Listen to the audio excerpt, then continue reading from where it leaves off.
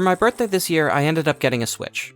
Truth be told, I had promised myself one when I finished my master's program last May, but then everything happened, and stores near me were literally sold out for months. But come February, my friend got me a copy of Breath of the Wild, which is a fantastic game and deserves its own essay, and we found a store near him that had them in stock, so I got a Switch. This essay isn't about the Switch. It's a little bit about the first game I bought for myself on the Switch, Mario Odyssey.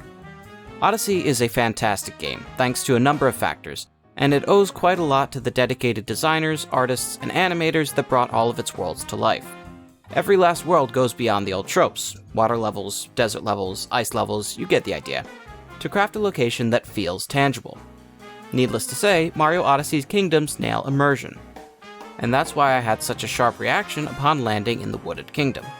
Like the rest of the game, it has a very coherent aesthetic, with lots of red wrought iron, deciduous plant life, and, of course, these delightful watering can robots. But, all the while I was playing it, I couldn't shake the feeling that the world was more than just immersive. It was downright familiar. Eventually, it hit me. Those watering can robots looked strikingly familiar to a movie poster I had seen ages ago, featuring a similarly squat, non-anthropomorphic robot surrounded by natural plant life and industrial metal. That's when I knew I had to sit down and watch Douglas Trumbull's 1972 directorial debut, Silent Running, and, oh boy, did it leave me thinking. If you don't know the name Douglas Trumbull, then you probably haven't been paying attention to the effects work in science fiction. Trumbull's first big work, To the Moon and Back, was a 1964 World's Fair exclusive, an IMAX-like Circle Vision production about mankind's journey to the stars, complete with convincing enough effects work to capture the attention of a particular filmmaker and his novelist collaborator, who just so happened to be working on a space film of their own. The director and author, Stanley Kubrick and Arthur Clarke, were of course working on what would later become 2001: A Space Odyssey, the most groundbreaking sci-fi film in history. They developed a relationship with the company Trumbull was working for, and soon enough, he was developing effects for the film full-time. Trumbull came up with the photographic effects that would make the film a landmark. Even though he couldn't figure out how to give Saturn rings, he managed to recreate Jupiter on film, using a technique that would evolve into the famous split-screen Stargate sequence. On top of this, Trumbull was instrumental in making the spaceships move in their realistic fashions, and even the walls of computer screens in the Discovery, which at that time required a massive rig of projectors to pull off, stemmed from Trumbull's brain. As a matter of fact, 2001's only Oscar would be awarded for its special effects, though the trophy itself would go to Kubrick, who had named himself special effects director. It would be the director's only Oscar, and the credit remains a point of contention to this day. Despite this, Trumbull had decided that science fiction was where he belonged, and wrote a treatment for a film of his own, Silent Running, a few years later. He had no intention of directing it, but when a Universal exec, responding to the unexpected success of Easy Rider, sanctioned 5 movies with million-dollar budgets and 0 studio interference, it was determined that Trumbull was the only man for the job. The production of the film was shoestring. $1 million was less than a tenth of the budget of 2001, and, in the beginning of the 70s, only amounted to a little over $6 million of today's dollars. Because of this, everything was done on as small a scale as possible. Literally. Trumbull & Co. practically invented the concept of kit bashing for the screen, the process of breaking up consumer miniatures for their parts, and using them to put together something totally new. The model of the Valley Forge was a whopping 25 feet long, and used for pretty much all of the exterior shots in the film. The interiors of the ship were filmed inside a decommissioned aircraft carrier that would lend its name to the one in the film. Gutted of electronics and plumbing, the ship was a challenge to film in, and a lot of the industrial lights and wiring that can be spotted in scenes were providing the key lighting and powering themselves. Cameras and microphones had to be pressed all the way against walls and corners because, well, they were working inside of an aircraft carrier. There were no 3-walled sets with ample space for equipment. The last location used in filming was an aircraft hangar. Why? Sets at the time cost around $2,000 a day, according to a behind-the-scenes documentary, and that would have put the film way over budget. So the forest was constructed in the hangar and filmed carefully so as not to break the illusion. Other cost-saving measures included hiring only 10 actors, 4 to play the men on board the Valley Forge, 4 to play the droids on the ship, and 2 to provide voiceover work. The film forewent stunt doubles, as there was really only one fight scene in the movie. Bruce Dern, the star, likely worked for a smaller paycheck in exchange for the opportunity to play the hero, a refreshing change of pace for a career thitherto spent portraying villains. The 4 droid actors were all double amputees and had lightweight costumes built specifically around them. Unfortunately, the low-budget gamble came with no promise of an advertising campaign, so Silent Running, despite meeting general critical success, never performed well at the box office. It did, however, get the usual international treatment, being translated and sent off to various foreign countries, leading to a particularly interesting parallel with Trumbull's earlier work. In Italy and Italy alone, the film was released as 2002 The Second Odyssey, despite bearing virtually no resemblance to Kubrick's masterpiece beyond some effects work. This might be explained by exactly where in Italy it was released. The film was first seen there as part of the Trieste Science Fiction Festival, an event that's still going on to this day under a similar title. 2001, interestingly enough, was released at that same fair 4 years prior. It stands to reason that whatever company was contracted to translate and release the movie saw the potential to cash in on some name recognition and bill it as the unofficial sequel to the greatest sci-fi movie of all time. And even though the themes of the two movies don't match up all that well, it was still the early 70s, so there really wasn't much you could compare yourself to by way of science fiction and come out favorably. But enough about the making of the movie. What about Silent Running itself? The film follows the adventure of Freeman Lowell, botanist aboard the Valley Forge, one of a number of ships sent out to space with the last remnants of Earth's forests.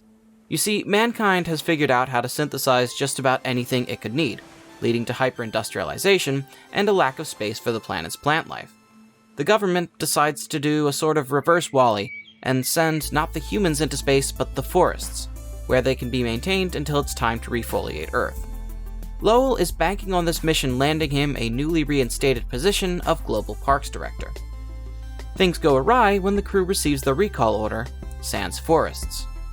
They're ordered to release the geodesic domes that house the forests into space, then detonate them. The other ships eagerly comply, as do Lowell's 3 crewmates on the Valley Forge, leading to a standoff between Lowell and the men. Lowell kills one of them, then traps the remaining 2 in one of the domes, jettisoning and detonating it as planned.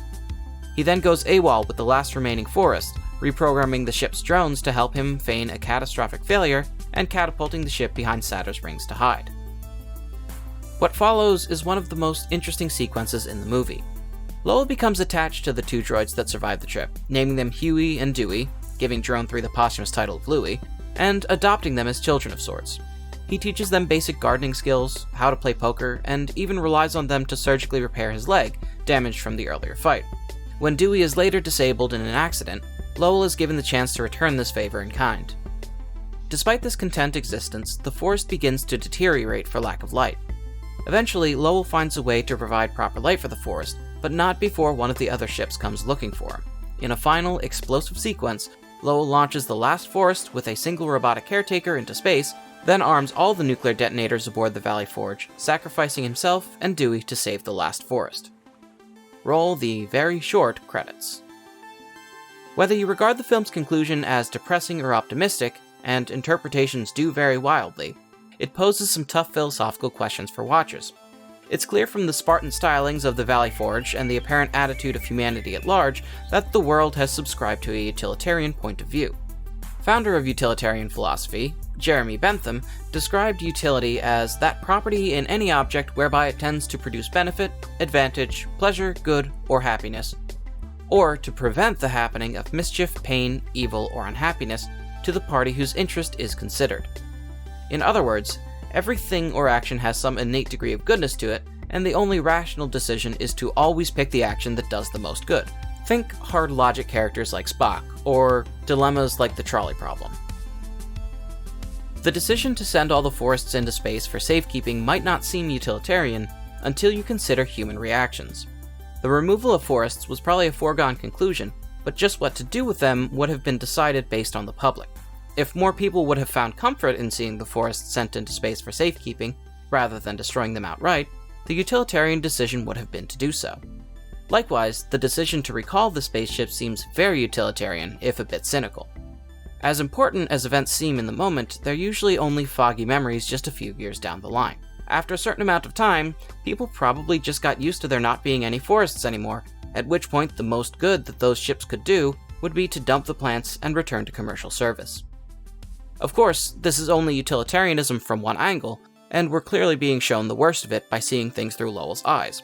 But the question remains, What's the point of keeping forests around if we can get everything we need without them? Lowell argues that they should be preserved partially because they yield higher quality nutrients than synthetic alternatives, but he most strongly defends them on account of their beauty. He uses the image of a little girl holding a leaf in her hand in wonderment to illustrate this point. But that begs the deeper philosophical question, what's the point of maintaining beauty or art? For one answer, we can turn to Immanuel Kant and his followers. Kant has a very nuanced view of beauty, and it actually links up pretty well to utilitarianism. He says that for something to be beautiful, it has to be inherently useless.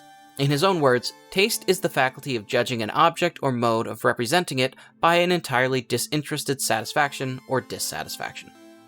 The object of such satisfaction is called beautiful. What he means here is that things can only be beautiful when we appreciate them solely for their beauty. An apple can't be beautiful to a starving man because he's primed by hunger to like it, but a painting of an apple can be beautiful because it doesn't satisfy hunger. But just because art is technically useless doesn't mean Kant thinks we should ignore it. On the contrary, his argument is art for art's sake. Art, and in this case other things of beauty, shouldn't need to justify themselves through some utilitarian purpose because the good they do is not tangible. And if Kant can be used as the basis for defenses of avant-garde like Jackson Pollock and Marcel Duchamp, it can most certainly be applied to the forests of Earth. Kant would likely even consider forests to be a step beyond beauty, as they inspire more than the basic feelings of happiness. There is both beauty and terror to nature, causing it to transcend into the sublime. Lowell's character takes this to the next level, though. He doesn't just appreciate beauty, he defends it, to the death. And while his notion to sacrifice himself, the ship, and the lesser-functioning robot seems strictly utilitarian from his own perspective, it opens the door to a lot of questions often asked by films and other media focused on eco-criticism. On that note, we should shift gears to talk about the legacy of silent running. Given its literal approach to the genre, I think it's safe to name the film as the first dedicated piece of ecological science fiction, or eco-sci-fi. By name alone, that probably doesn't sound too impressive, but let me just list off a few other movies that share themes with silent running. You have Soylent Green, another 70s sci-fi film with a focus on industrialization and, synthetic foods. In the 80s, you've got Dune, which is at least in part focused on the ecological ramifications of trade and the ecology of desert planets. There's Blade Runner, which uses an ecologically ravaged Los Angeles as a backdrop. There's Mad Max, set in an eco-dystopia, or we can fast forward even farther to the 21st century. Children of Men has an ecological disaster lead to the near extinction of the human race. Of course, there's WALL-E, maybe the only other film to take the genre as literally, and then there's Avatar with its tale of colonization. For an even closer parallel, try Sunshine, a spacefaring voyage to reboot the sun and save Earth's ecosystem. Just recently, Annihilation featured an alien ecosystem threatening to destroy life as we know it. And I'll leave you with this one. What exactly was Thanos' motivation for destroying half of all life in the universe? You got it. He watched the ecological destruction of his home planet of Titan. Of course, to name all of these movies as specifically eco-science fiction would be a bit extreme, but it's hard to argue that all of them owe at least some of their philosophy to silent running. And that's to say nothing of the legacy Trumbull himself has cultivated. He was instrumental in creating the most iconic science fiction films of the 20th century, from the aforementioned 2001 and Silent Running to Ridley Scott's Blade Runner, Star Trek the Motion Picture, and Close Encounters of the Third Kind. Some of the techniques he pioneered are still being used to this day, with directors foregoing the technical perfection of computer animation for the immutable qualities of practical effects. While it probably can't be called a recent film, I think Duncan Jones's Moon in 2009 is the perfect example of the staying power of independent science fiction, and in many ways a contemporary parallel to Silent Running. Like the 70s cult classic, Moon was produced on a budget that's diminutive by today's standards. Adjusting for inflation, its $5 million budget is roughly equal to Silent Running's $1 million. Moon also employs an incredibly small cast, with the vast majority of time dedicated solely to characters played by Sam Rockwell, Kevin Spacey, and Robin Chalk. The robotic Gertie, like Huey, Dewey, and Louie, subverts the evil AI trope by being a stalwart companion, and is again created almost entirely practically. The moon rovers and base are crafted in miniature. There's even overt ecological themes, as Sam's role on the moon base is to collect lunar hydrogen as a fuel source for an Earth that's been saved from brownout due to ecological abuse. And that about wraps it up for the story of Silent Running, one of the most influential films you might not have heard of. Take a look at everything this oft-forgotten artifact of the early 70s gave to us. Eco-sci-fi as a film genre, a stronger case for practical effects and the merits of smaller productions, and a legacy so extensive that it's still explicitly referenced almost 5 decades after the fact. While the film might not have made Trumbull the next Kubrick or Ridley Scott, it certainly helped to cement his legacy in science fiction filmmaking, and ushered in the new era of film with a bang.